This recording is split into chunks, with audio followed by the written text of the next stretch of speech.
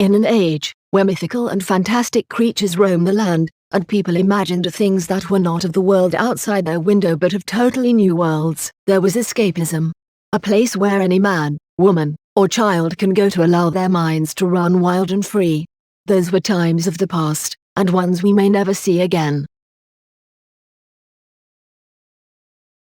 Now seeing the title and video thumbnail, you may expect this video will be another one discussing Amazon's new Rings of Power series. That is not entirely true.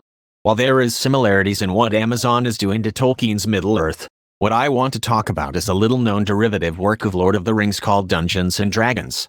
With that said, there will be some Lord of the Rings-related parallels found in Dungeons & Dragons, since the original game even included hobbits, Nazgul, and Ents, until Tolkien's legal department forced changes to turn them into halflings, wraiths, and treants.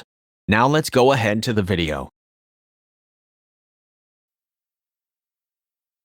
Warning: Dungeons & Dragons contains material that is not suitable for children, people with heart conditions, weak-minded individuals, or anyone easily offended. If you are included in that list, then please stop watching this video now, for your own safety. Everyone else, sit back, relax, and enjoy the video.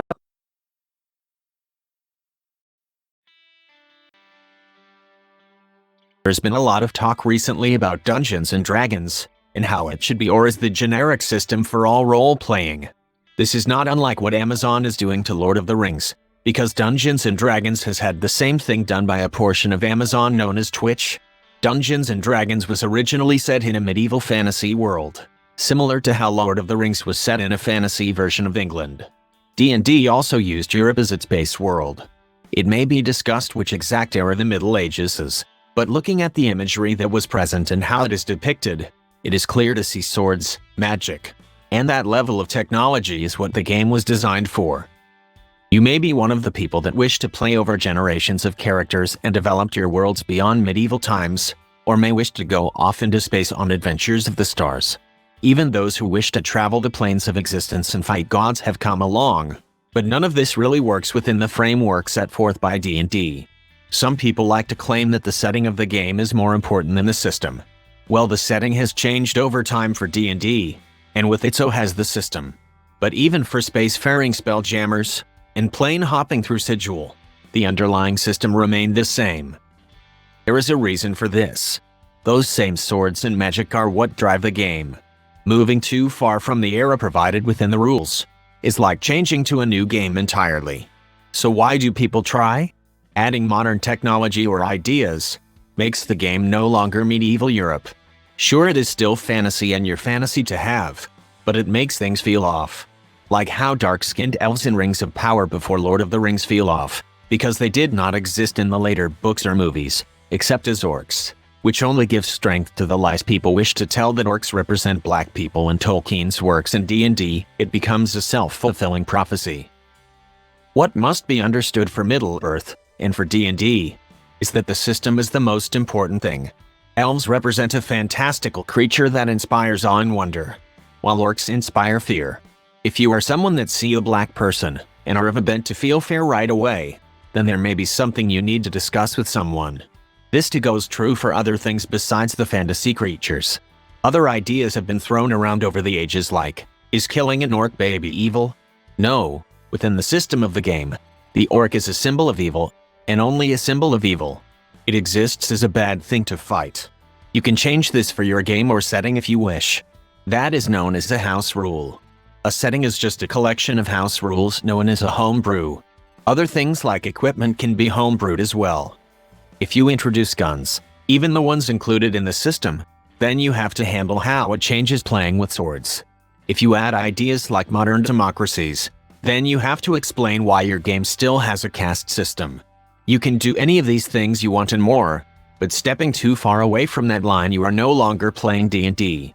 You are playing something else. Just as adding things to Rings of Power, Amazon has stepped too far over the line adding dark-skinned actors and character that will somehow disappear entirely. You can call it an alternate timeline or universe all you wish, but all you are really doing then is using these things for generic fantasy, and are removing the soul, the very reason they are Dungeons & Dragons, and Lord of the Rings, respectively. At that point, Why do you need the names and the brands in order to do what you are doing? While Chris Cox is moving to run Hasbro and Cynthia Williams is stepping in as president of Wizards Digital and Gaming. While Connor Haley and his Alta Fox investment group try to get Hasbro to spin off the company in control of Dungeons & Dragons and Magic the Gathering, trying to install former Pro Tour player Jon Finkle to the Hasbro board. One thing we must all remember is the soon-to-be 50th anniversary of Dungeons & Dragons. Everyone can and is encouraged to make something new to suit their own tastes. But be it Lord of the Rings, D&D, or MTG, we must not let modern sensibilities destroy the thing to which we can all relate. These properties are not snapshots of our world today, but places that allow us all to escape to strange new places and experience new things. Dungeons & Dragons should not be used for every fictional type of game ever, or it ceases to be Dungeons & Dragons. Lord of the Rings just becomes generic Disney fanfare worlds when you take out its unique qualities. Should someone really need some change to these properties for their own enjoyment, then they should feel free to make changes for themselves.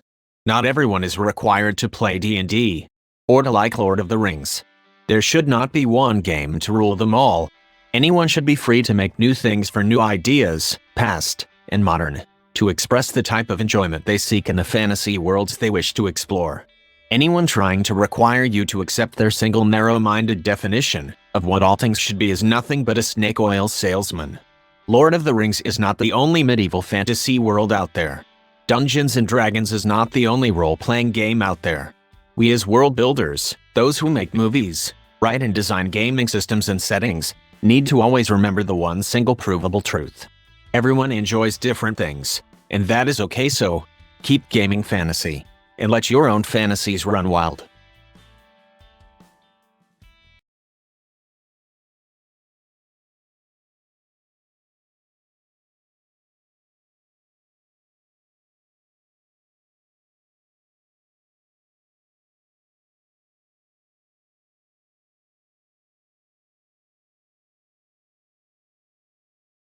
I would like to close this video with a song I wrote as an ode to WotC.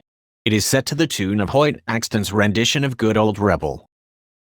Good Old Grognard, written by Shadzar, and sung by a text-to-speech engine. Oh, I'm a good old Grognard.